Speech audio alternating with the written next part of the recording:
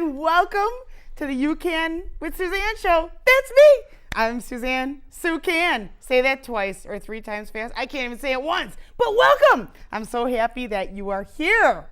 So we have, as always, an action-packed, lots of fun, crazy, exciting show for you today. First, we have Mr. Daniel Klaes. And Dan has a really cool backstory and then like a now story, and then he's going to tell you about what's going on like tomorrow. So let's get right to it. I usually start with a little story, but I didn't do a story today because we have so much to cover. So I don't want to chew up your time. So welcome. Thank you. Thank you. So before we even talk about the Hillsdale House, I want to know briefly your backstory. Well, I've been doing paranormal for a little over 8 years now. Why? Because it's something that I've always wondered about, something I have a passion for, wanting to know what happens when you die, using scientific approaches.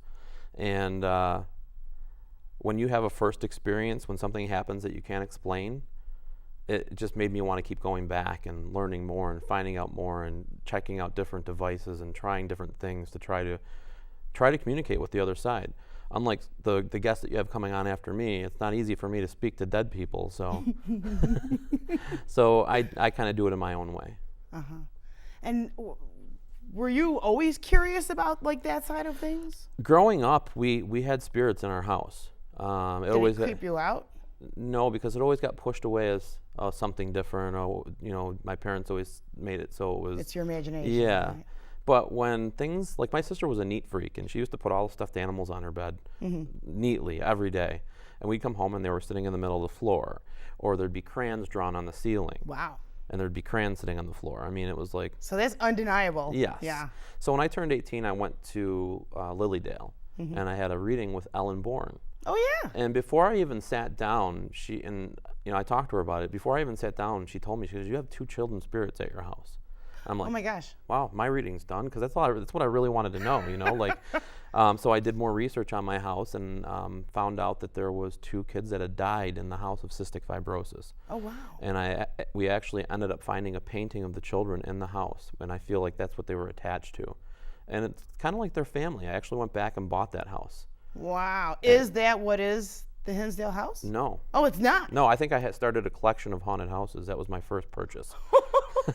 Wow. So, yeah, my kids actually started having some of the same things happen that happened when we were kids. So did you raise your kids in the house that you were in? Yes. Oh, how neat. Yeah. So moving forward, we ended up buying the house across the street from our house. 2 weeks after that, two weeks after I closed on that house, I ended up buying the Hinsdale House in north of Olean, New York. And what's the story with that? It was famously known for the Dandy family that lived there in the 70s. Back then, they were having poltergeist-like activity happening in the house when they lived there. And there was a priest helping them out from St. Bonaventure his name was Father Alphonse Trabolt, and actually performed a structural exorcism of the house. It didn't work, and he basically told the family his best advice was to leave. And they did. They left. And since then, there's been many things happening there. Many families that have moved in and moved out. There's one family that did live there for some time, and the Misnicks, doing some research on the house. And I'm in contact with their granddaughter, and some of the stuff did happen, they kind of had something worked out with the spirits. And they actually lived there for a long time until they died. Wow. But I feel like Flo's at the house. Like, I've had a personal experience at that house that I feel is connected to Flo Misnick that lived there after the Dandy family.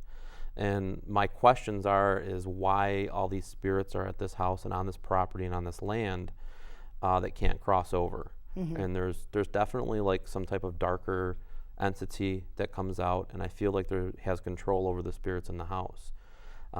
There's been many clearings that have been attempted. There was also another exorcism that was performed there a few years ago on a person, and to this day, it's just an influx of spirits coming in and out of that house. Now that's the Hillsdale House? That's the Hillsdale House. That's in Hillsdale, New York. Wow. It's been actually on a couple of TV shows. It's been on A Haunting on Discovery Channel. It's been on Paranormal Lockdown that was featured on TLC and Destination America. And that's actually where you're like locked in there? Yeah. Oh boy. So so what happens in something like that? Now this is something that you offer like tours and you so I do offer different tours for different types of people. I always talk to people first, kind of see how much knowledge they have of the paranormal. If they don't have a lot of knowledge, I usually go with them, or I have one of the tour guides stay with them. We do have overnights as well, but those are guided overnights. If you're an experienced paranormal team, and we've had teams from Australia, England, Canada, I mean, all over the place, all different countries come to the house to research there. And what we're doing is we're forming a research page called Paranormal Database. Oh. So we can actually jot down everything that's happening in the house and have that knowledge there for people, so we can try to put this puzzle together and figure out what's going on. Yeah, so like some people who may have had similar experiences can kind of go on there and compare notes. Correct. Wow, and that's it's pretty easier cool. for the next, being on a paranormal team, the hardest thing is doing the research. If we had all that research handy and we maybe found something new out that we could add to it, or while we were doing the investigation we figured out something that correlated with maybe the history or something, we can add that to the research part of it and make it a little easier for the next person that's coming in to put the puzzle together. Wow. So the people who have traveled, who are on these teams and all this other, with all their scientific stuff, do they all come back with an experience? A lot have, and a lot of them come back again and again and again. It's like you're drawn to the place. Wow. It has a call. It calls to you. It wants you to come back, and I have to really push myself to not go there all the time, because I have a lot of people that help me. So we kind of spread it out so we're not getting overwhelmed with the place, because it's definitely a place where you could get overwhelmed with, because when you go there, something happens all the time. Wow. And when you're in the field, you'll go to a location and sometimes you'll be sitting there for 8 hours and be lucky to get an EVP. What's that? It's an electronic voice phenomenon. So you're using a recorder and you're asking So questions. it's kind of like that Scooby-Doo. Yeah. Right? So, but you'll be lucky to get any type of evidence sitting in a dark room for 8 hours. But at the Hillsdale House, you go there, put equipment down, and things happen. I was just doing a tour with a group a few weeks ago, and we sat in a room quiet. There was like 15 of us, and I put a recorder down, and we all had determined that we're going to think of the word grape in our head. Nobody spoke, nobody asked a question. And for 3 minutes, we didn't speak. And then we played the recorder back, and the word grape popped up on the recorder. Because everybody was just thinking of it. It's like a collective consciousness type of thing. That is so cool. Yeah, it's neat. But I mean, it's got, the house has got a lot of history. The land's got a lot of history, and it happens on the outside and the inside of the house. Oh my gosh. So I do a lot of talks. We do a lot of events there. I go around the country talking about it at different paracons and events and author cons and things like that, and really spread the word on it. I mean, we are booked up pretty far in advance. For tours and for stuff? tours and overnights and things like that. And I imagine Halloween's probably your peak time, right? Yeah, we actually, in Halloween, we are bringing in, there was a TV show on Destination America called The Demon Files. Uh-oh. And we are bringing in Mike and Brian from that TV show to facilitate an event there on Halloween weekend. Wow. Which is open to the public. I was just going to ask. Yeah, so tickets are available for that right now, and Mike and Brian will be How can somebody find out? If you go to our Facebook page, just look for Haunted Hillsdale House or Hillsdale House Restoration Project. Okay. And the links are on there. If you go to brownpapertickets.com, just look up the Hillsdale House, and all the events will pop up. Oh, wow. Yeah. Wow. So is it like most weekends, or how is your schedule? We do one public overnight a month. And then we'll do 1 or 2 public ghost tours a month, which usually last 3 to 4 hours. And then I'll usually try to bring in a celebrity 3 to 4 times a year. Wow. Yeah, so we have celebrities booked for next year already, coming in to do like special events that are on ghost hunting shows and things like that. We had Brian Kano from the Haunted Collector this year, and we had 2 sold out days for him. It's just a really good draw for the community. It's really good for Cattaraugus County, and a lot of people come and stay the night, and it's good for the tourism. And they leave a changed person, right? Yeah. Wow, that is super, super mega cool.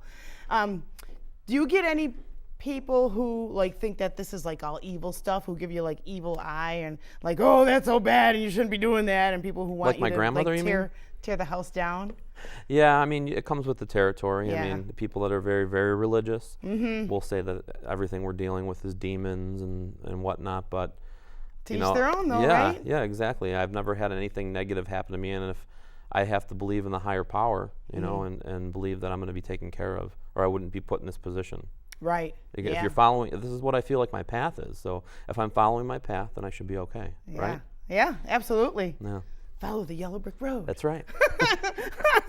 And you just get the Tin Man and the Lion to help me. Courage. And I have a book here, and it's got your name on it. So you have a book out called The Hillsdale House, An American Haunting. And we get a shot of that right there. And what can we find in this house? Is this like how you tripped upon it, or? That's a little bit of the story of how I bought the house, and then it's some of the stories, some of the tales that we tell, you know, that have been passed on from time to time. Oh, how cool. Yeah, so it's some of the stuff that we tell people when they come in, if you're doing research on the house. It's in the book. I'm writing another book right now, too, because we've just found that the timeline that we had on the house was not right. And I'm not one to admit that I was wrong, you know, like, but it's because it's what we do. We do it because we're researchers, and, you know, sometimes things happen where you had the wrong information. So now, because of the screw up, we've actually been able to date the house to 1799 now. Wow. All the way back to 1799, and it's really cool because there is a story about two brothers that lived in the house in the 1800s, and now, because of the correct timeline, we can actually maybe tie that to the story that we had. So it's pretty neat. Exciting. Yeah. Oh my gosh. Oh, that's It's an so old house. awesome. Wow. Yeah. Wow. All right. So we got a minute or so left. What do you want to share? Just if anybody's interested, I employ anyone and everybody that's interested in this type of thing to come out to the Hillsdale House. We're actually opening up a new location in Salamanca called Wildwood Sanitarium, which is going to be opening up at the end of September, September 30th. That's a different show. Oh, but okay. it's going to be open for ghost hunting, and it's the same thing. It's a restoration project of an old building. Wow.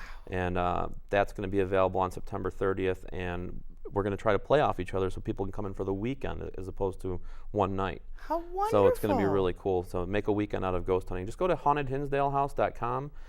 You can find all the links to our social media sites on that page. All of our events are on brownpapertickets.com, and just put in there in the search bar Hillsdale House, and you'll find out what we got coming up for you to come out to. How fantastic. Yeah. So am I going to see you there? I hope so. So guess what? I'm going to do that I Dream of Jeannie thing, and when we come back, I'm going to have Bernice Golden over here, international psychic medium. Ready, Cardinal? Very impressive, Mr. Gonzalez. Thank you. Thought he was pretty good. I think we've got enough color around here. 2 points. And who's next? You drop this. Imagine the power of one voice. Find yours at freedomcenter.org. I did it! She's here! She's here! I'm back, and welcome. Part 2 of the You Can with Suzanne show, and we have Bernice Golden here. So welcome. Thank you for having me. It's an honor. It's a pleasure. I'm so excited. Thank you. Oh goodness. You're okay. I am so okay. I'm like buzzing with excitement. Like I'm dancing honey. for joy. Good. So please share. Were you born knowing, or is this something that you learned and went to classes for? Well, I suppose that I was born with this, but I really didn't realize it naturally at that early stage.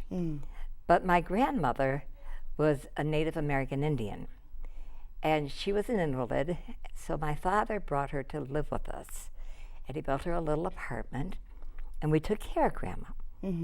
And she was very spiritual and very full of wisdom, and she was also very, very intuitive. And I would sit with her from the time I was 4 years old, and she would tell me stories all the time. And then she would start teaching me things. She would have me look at pictures, and she would have me tell her what I would see. And then she'd say, no, not that, there's more. And I'd look, and she'd say, no, there's more. And she kept that up with all these different things throughout the years. And her name was Lulu, by the way, which is the strangest name, but that was Lulu. And she was a Lulu. And by the time I was 19, and through those years, by the way, I had a terrible childhood. Terrible. Nobody wanted to be around me. I was a freak. Oh. Yeah. Oh my God, it was terrible. And no real friends. As a matter of fact, I got suspended from kindergarten for 3 days because I knew what my teacher was thinking, and I told her, and I said something nasty, and so they suspended me. True story, true story. Oh But my anyways, gosh. by the time I reached 19, one of the neighbors, make a long story short, recognized that I had a gift. And she contacted a friend of hers who wanted me on his show right away. That was John Otto, When you were 19. when I was 19. Wow. So I went on the show, my very first show, my very first appearance. And all of a sudden, it just went gangbusters. And everything just went one show after another, after another, after another. And readings after readings after readings, and speaking and speaking, and everything went loose. And now it's 52 years later. Oh my my gosh. God. Wow. But it's wonderful. It's wonderful. And would I do it again? Oh, you betcha I would. I would do it all over again. Oh, it's crazy. I mean, I have done so much in my life. Criminal work. Wow. A lot of criminal work. A lot of government work. As a matter of fact, in my book that I brought with me this evening, it's a million miles in a psychic's shoes. There's part of my life stories in there, but a lot of the work I have done for the police departments, on the presidential yacht, pictures of me on the yacht doing some work, and with Ronald Reagan and Barbara my Bush, goodness.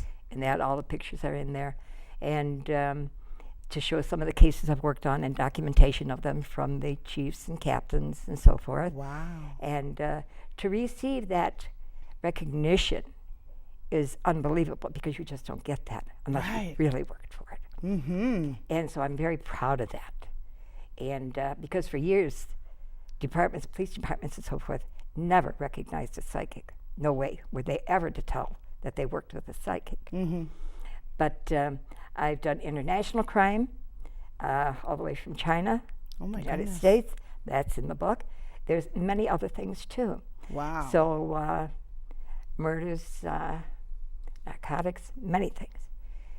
So not just crime. I've worked for attorneys. I'm known as their secret weapon. But yeah, it's funny. They quoted that in the newspapers, and it's fun working the cases. I enjoy that. Yeah. So, and by the way, yes, I still do readings. I still work. I do all the work I can. I do readings for just about everything. I even work with doctors. I do readings by phone. I do readings in my office in Lockport, New York. I do readings from all over the world, So you can do And, them over the phone. over the Doesn't phone. matter where they are in the world. no matter where they are. And everyone says, well, how can you do that? How can you talk on the phone and get a reading done? Well, you have fingerprints, and no two are alike. Well, no two voice patterns are alike. So I pick up from the voice patterns the same as I would from a fingerprint. And I use that energy that you emanate by talking to pick up what I can to give you that reading. Now, if I don't have something of yours to hold on to, which is called psychometry, which I often use when you come into the office, then I use that pattern, again, that energy pattern, because everything is a consistent flow of energy. So I've learned to work with that vibratory sense, and that's what I use to do readings. Wow. And that's also how you solve mysteries and Yes, it murders is. and Yes, it is. wow. But I do all types of readings, business readings, for example. A lot of people. It's like business advice. I actually help people get into business. I help them work their business. There's many different types of business readings that I do. corporations, industry, even down to buying into a new corporation, Wow. developing that business. I do many seminars. We're doing a seminar on September the 24th in North Tonawanda from 10 to 4 in the afternoon. And it's very inexpensive, very inexpensive. And I will say I'm very proud of it. It's a wonderful, wonderful seminar. And that's in North Tonawanda, New You'll York. be speaking? In New York. I will be doing the entire seminar. And a lot of information. We're going to be getting into astral travel. We're going to be getting into spirit and working with spirit, how to keep away from the negative, how to bring in the positive, healing, dreams, how to interpret them. Wow. I would like to go to that. Yeah, we're going to be getting into so many different things. I did a seminar a few months ago, and a lot of people have asked me if I'm going to have the same seminar. No. A few of the little things will be in there, but this is all new, all new. The different planes of existence to reach the higher planes, and colors, what they represent, auras, how to read them, different things like that. So we're getting into much, much information concerning the paranormal and how to work with spirit entity. Wow. And this is why I love Dan. Dan is so spiritual. He's a wonderful man, Dan Klaes. And we work together. We do a show together every Monday night on my Facebook. Oh, how cool. Or the legendary Bernice Golden fan page, because my Facebook is filled up. Oh, gosh. But you have to go there probably. And we do a show at 8 o'clock on Monday night, Paranormal Warehouse, and they're wonderful to us. They're wonderful. And we have a great show. People love it. Wow. And that's from all over the world. That's a lot to All keep up over with. the world. You're a Yeah. busy woman. I am. Guys, you should see the events we have planned. Oh my, there's so boy. many. And are they listed like on your website or? yeah, on my so website if somebody wants too. to Yeah. see where you are. Now, do you travel at all or? I travel some. Okay. I don't travel. I travel a lot more locally. Okay. Western New York. Yeah. Now I do. I used to travel, like I said, all over. My God, between Canada and New York and all over the United States and Mexico and everywhere. But now that I've gotten older, I'm 71 years old now. Oh my gosh. Yeah. Wow, you And, sure wear it well. Yeah, thank you. And I will never retire. I don't plan on retiring until the day this mouth closes. Then I'll retire. Wow. But until then, I'm going to keep going. Now, when you do some of the criminal work and when there's like, some really like murders and, children and stuff, how do you protect yourself as far as like, how do you not bring that home with you? How do you separate your work from home? Very good question. I have prayers that I have designed for me that I felt very comfortable with. It took me a while to create them. And I use the word create because I brought them in from my heart and my soul and my mind and put them together for the meanings that meant something to me. And I say them before everything I do. And I say a prayer in closing to take anything negative away and protect me or the people that I'm with. Oh. So I protect in both going into it and leaving it. I protect both ways, and I do cleansings. And that's something that people should know about, is learning how to cleanse their own being before they ever attempt to get involved. They really should. It's very important. I mean, you're dealing with something that's can be very negative, could do some damage. Not always. Most of the time they don't. But there may be that one chance. And this is something that you coach people on as well? Definitely, that's part of the seminar. Wonderful, wonderful. And, yeah. I like to show Bernice's books. We have two. We have A Million Miles in a Psychic's Shoes. You can see that one. And then we have Golden Inspirations Through Poetry. There we are. There we go. And these are available on Amazon, right? Amazon.com. Awesome. That's wonderful. And she brought these for me because she is that awesome.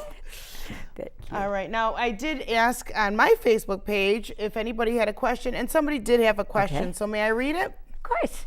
Okay. Shelley asks, Bernice, I am recently divorced at 50 years old. Will I ever find my person? I'm already lonely. Okay. By the way, you are still young, and you got a lot of long life yet to go. And I don't feel you being alone. I don't feel that at all. I do feel somewhere around 8 to 10 months. I feel the name Richard or Ricky. But I don't feel that being the one. You will think it will be. But the best is after that. And I believe it's the second one after. And it will be really very good. I like that for you. Good luck. Wonderful. Thank you like so that. much. I like that. And you know what? No, it's you. You're going to be spending about $1,600 soon, unless you just did. Uh-oh. So you hold on to your pennies. You'll be all right. Okay. Nothing bad. I'll always be all right. I know that. You're fine. You're fine. You are. $1,600. I always like to tell Bonus, people maybe? about their money because that's an important issue. Oh, it sure is. That's And a money's energy, big one. too. You bet, John. You betcha. But you're okay. You're good. You're good. Awesome. No problem. All right. So for somebody who would like to book a reading with you, no matter where they are in the world, they can go to your website, right? Yes, but I will tell you it's best to call the office. Oh, just pick up the phone and call. Yeah, really, because it's too difficult. We have too many messages coming in to get back to each one of them like that. Okay. So it's better to call 716-688-0800. And we'll give you the prices. We have 3 different readings available. There's a half hour, there's a 45-minute one, and there's the big walloper, and that's a 78 card big reading. Goodness gracious. So you just have to call, and then we'll get you booked. All right. All right. Well, here we are. It went so fast. It was like whoosh. We're done? We're done. And you made it. So that was wonderful. What a great show. Action-packed. Now, you can find the archives of all of the shows here on my website, which is SuzanneSucan.com. My name is Suzanne Sucan, and you have been watching the You Can with Suzanne show. Thank you so much for being here. I look forward to seeing you again right here next week at this time. Be safe, everybody. Don't forget to love each other. Bye.